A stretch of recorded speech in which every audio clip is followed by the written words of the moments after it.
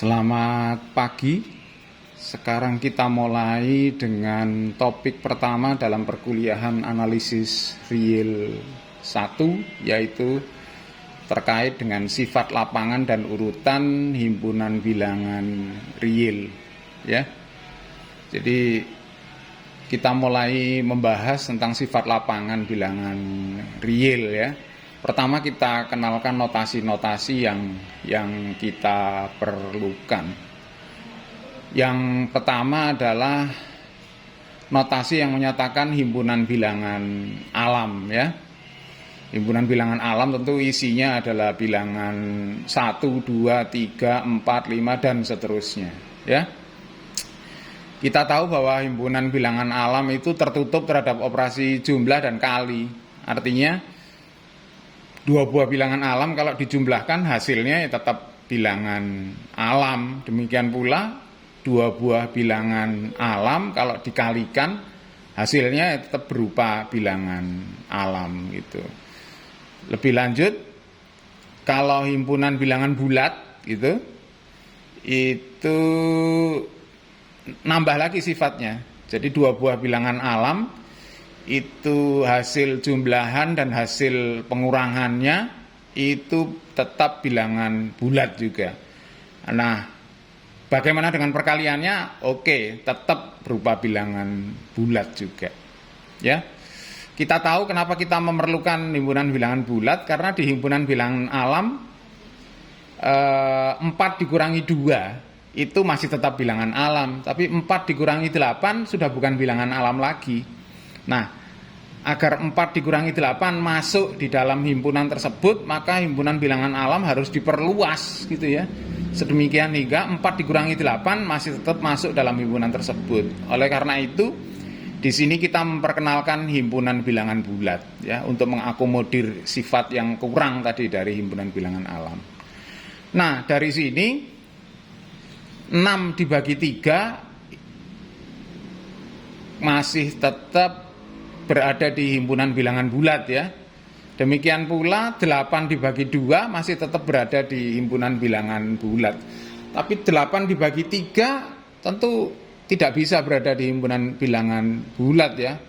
Oleh karena itu kita memerlukan himpunan yang lebih besar lagi ya, yaitu himpunan bilangan rasional. Tentu sifatnya juga lebih luas lagi. Selain penjumlahan dan pengurangan berada di himpunan bilangan rasional, perkalian juga, maka pembagian juga masuk di dalam himpunan bilangan rasional gitu ya. Tapi di himpunan bilangan rasional ini juga masih ada kekurangannya ya. Kita tahu bahwa Q kuadrat sama dengan 2 itu tidak mempunyai jawab di Q. Artinya tidak ada bilangan rasional yang kuadratnya itu sama dengan 2 ya. Oke, kok bisa kayak gitu? Coba seandainya ada bilangan rasional yang kuadratnya sama dengan 2, apa yang terjadi? Nah, gitu ya. Maka kita bisa pilih bilangan rasional yang positif sehingga kuadratnya sama dengan 2. Nah, karena bilangan rasional itu merupakan berbentuk pecahan itu, dan kita bisa pilih Q yang positif, maka kita bisa pilih bilangan asli, bilangan alam A dan B, sehingga Q itu sama dengan A per B. Nah, untuk alasan kesederhanaan, A dan B tidak memiliki faktor sekutu yang lebih besar daripada 1. Jadi ilustrasinya begini. Kita tidak berurusan dengan 5 per 15, tapi kita lebih berurusan dengan 1 per 3. Kita tidak berurusan dengan 2 per 8, tapi kita lebih berurusan dengan 1 per 4. Demikian pula kita tidak berurusan dengan 8 per 24, kita lebih berurusan dengan 1 per 3. Nah, itu maksudnya begitu ya. Nah, jadi A dan B tidak punya faktor sekutu yang lebih besar daripada 1.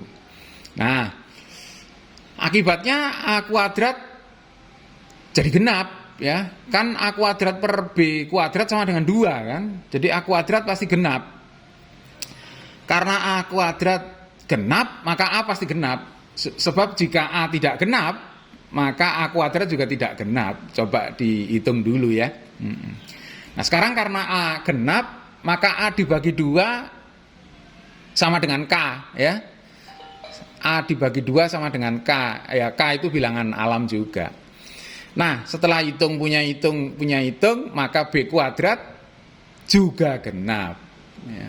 Akibatnya B pasti genap. Nah karena A dan B dua-duanya genap, mereka punya faktor sekutu yaitu 2. Dan 2 itu lebih besar dari 1. Ya kontradiksi. Jadi yang benar ya tidak ada bilangan rasional Q yang kuadratnya sama dengan 2. Oke. Kemudian jadi sekarang kita perlu mendefinisikan himpunan bilangan yang lebih besar dari Q. Sedemikian hingga sebagai contoh gitu ya.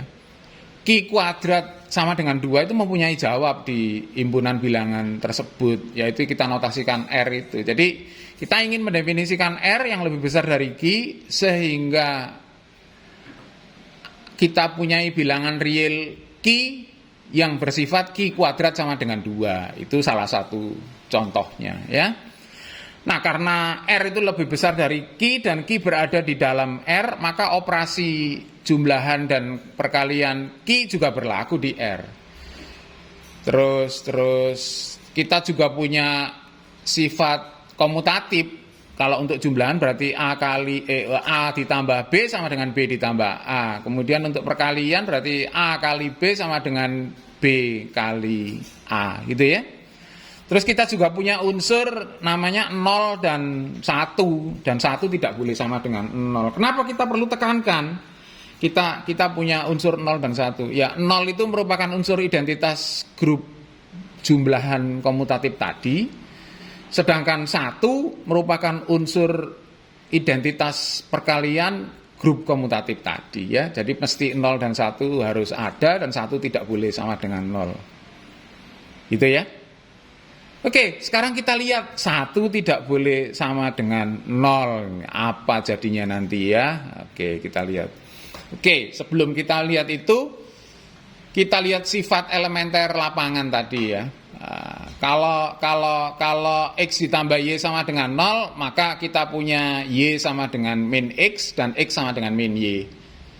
Nah, dari sini maka Y sama dengan min kali min Y. Oke, ini gampang ya, kita tidak perlu nanti dilihat di buku teks bisa. Selanjutnya juga begitu, X kali Y sama dengan 1.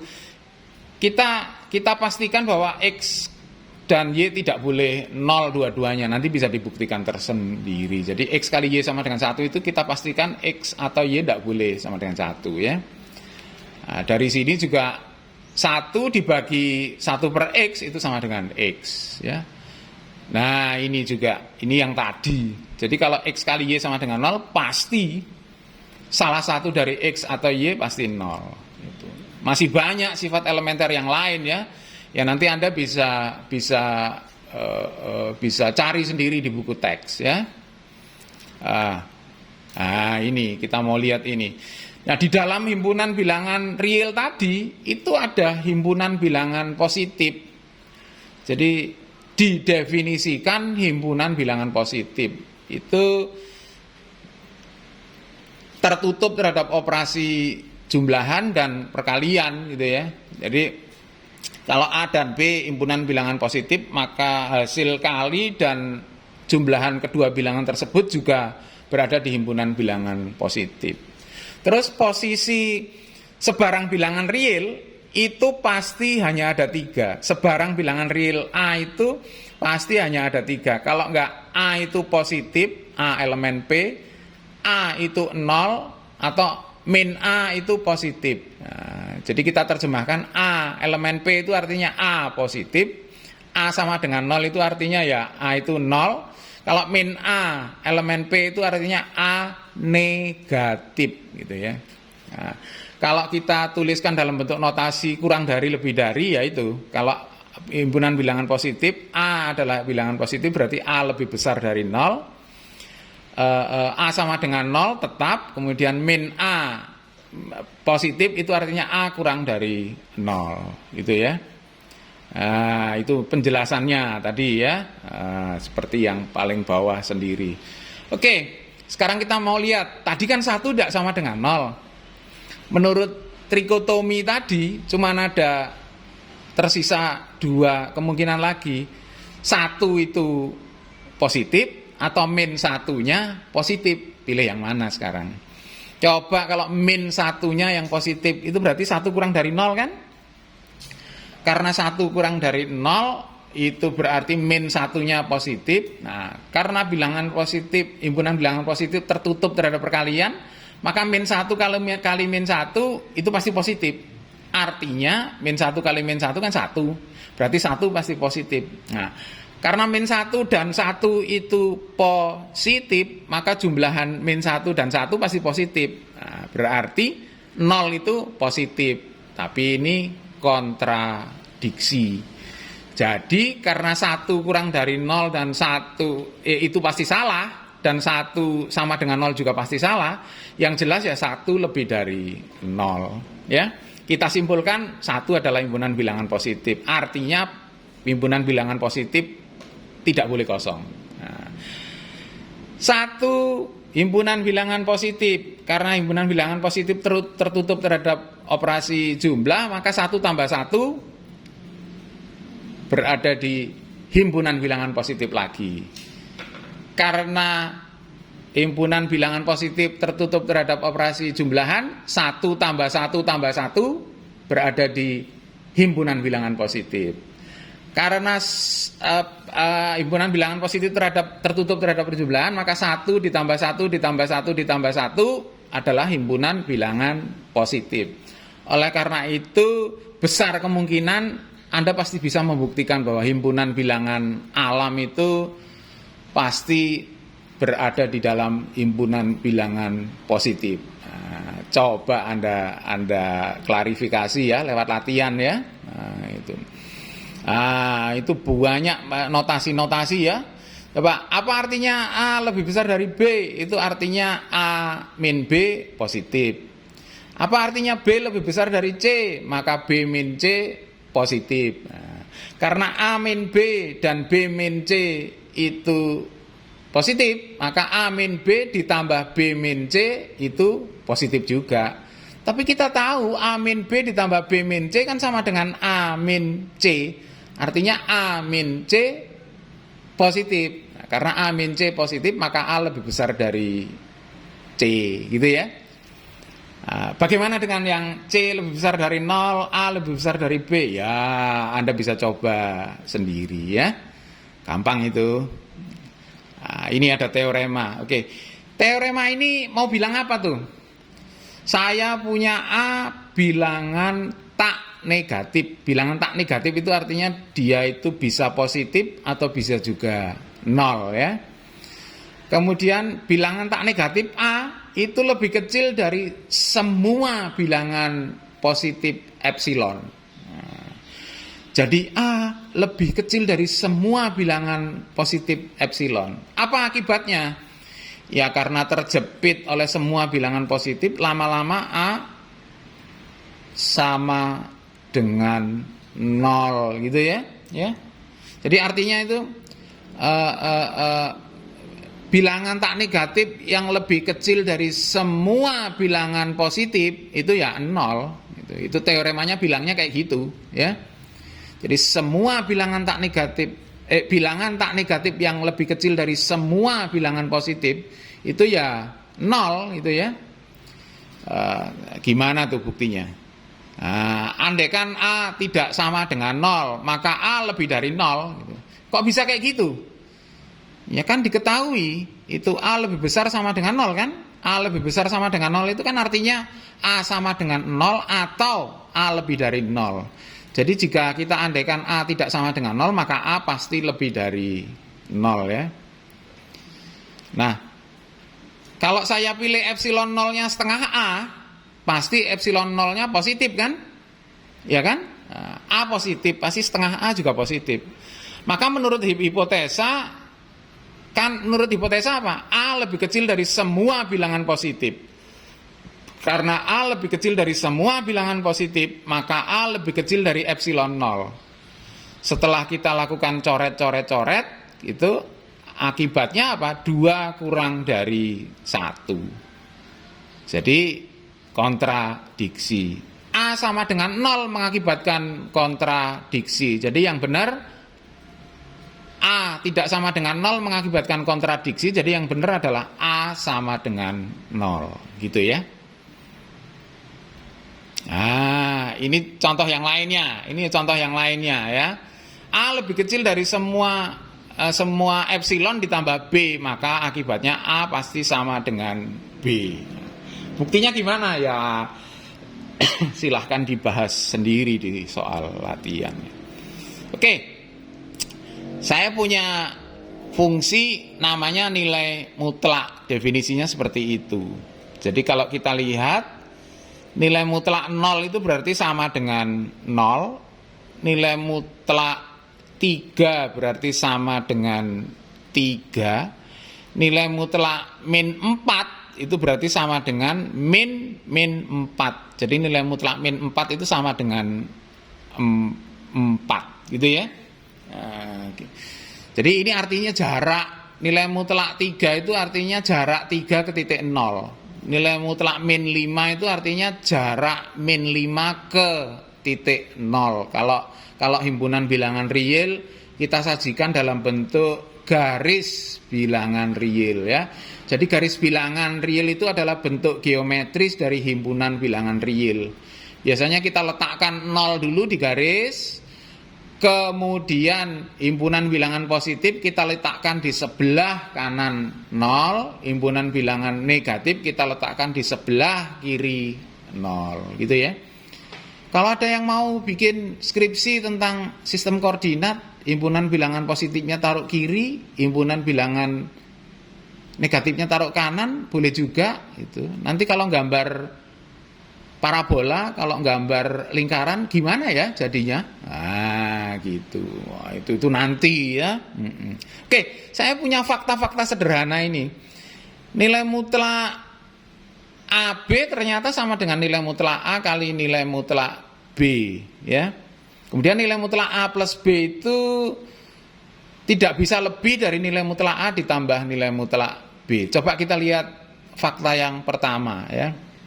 Nah, coba kita lihat, kita mau meninjau situasi dalam hal AB sama dengan 0, AB lebih dari 0, atau AB kurang dari 0. Apa situasinya? Ada 3, ini situasi apa ini? Persis yang trikotomi tadi ya. Semua bilangan real X itu kalau enggak X-nya sama dengan 0 ya X-nya lebih dari 0 atau X kurang dari 0 gitu kan. Nah, oke, kita lihat sekarang situasinya kalau A kali B sama dengan 0. Jika A kali B sama dengan 0, maka pastilah A sama dengan 0 atau B sama dengan 0. Hal ini berakibat nilai mutlak A sama dengan 0 atau nilai mutlak B sama dengan 0. Selanjutnya akan kita punyai bahwa nilai mutlak AB sama dengan nilai mutlak A kali nilai mutlak B. Ya, dalam hal ini keduanya sama dengan 0. Nah, terbukti ya dalam hal AB sama dengan 0. Sekarang coba kalau AB-nya lebih dari 0, maka pasti A dan B tandanya sama. Kalau enggak dua-duanya positif, ya dua-duanya negatif. Kalau dua-duanya positif, maka nilai mutlak A sama dengan A, nilai mutlak B sama dengan B. Akibatnya nilai mutlak AB lagi-lagi sama dengan nilai mutlak A dan nilai mutlak B sama dengan AB. Sedangkan kalau A dan B dua-duanya negatif, maka nilai mutlak A sama dengan min A, nilai mutlak B sama dengan min B. Akibatnya nilai mutlak AB sama dengan AB sama dengan nilai mutlak A kali nilai mutlak B ya. Nah, untuk situasi A kali B kurang dari 0, maka bisa A negatif B positif atau A positif B negatif. Coba kita lihat ya. Pokoknya jika A dan B berbeda tanda, maka nilai mutlak AB sama dengan nilai mutlak A kali nilai mutlak B sama dengan min AB. Itu penjelasan detailnya saya tulis di situ ya. Itu. Jadi kalau berbeda tanda seperti itu. Coba kita sudah punya apa tadi? Nilai mutlak AB sama dengan nilai mutlak A kali nilai mutlak B. Coba kita buat A sama dengan B. Maka nilai mutlak AB sama dengan nilai mutlak A kuadrat. Nah, karena A kuadrat tidak ada yang negatif, maka nilai mutlak A kuadrat sama dengan A kuadrat. Ya. Nah, nilai mutlak A kali nilai mutlak B ya sama dengan nilai mutlak A kali kuadrat. Jadi di sini kita punya sifat penting, yaitu nilai mutlak A jika dikuadratkan, maka nilai mutlaknya jadi hilang.